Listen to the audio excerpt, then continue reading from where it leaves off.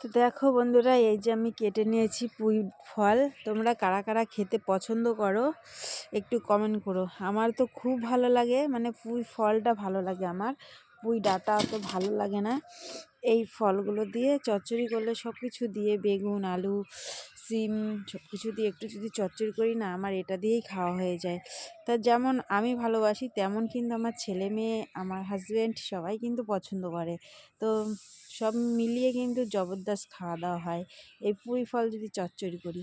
তার মধ্যে যদি একটু মাছের তেল দেওয়া যায় না, তাহলে তো আরও ভালো লাগে। তো তোমরা কারা কারা এমন পছন্দ করো পুঁই ফল খেতে একটু কমেন্ট করো, ঠিক আছে বন্ধুরা? তো আমি কিন্তু এখান থেকে কেটে নিলাম, এই দেখো এখান থেকে দুটো ডাঁটা কেটে নিলাম। হয়েছে, সেমন ভালো হয়নি, তো যেটাই হয়েছে যাই হোক, কয়েকদিন খাওয়া হয়ে যাবে কিন্তু আমাদের, বুঝলে বন্ধুরা? তো চলো।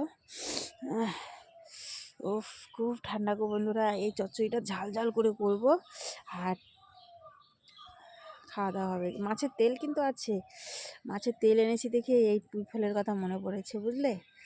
চলো, বাই।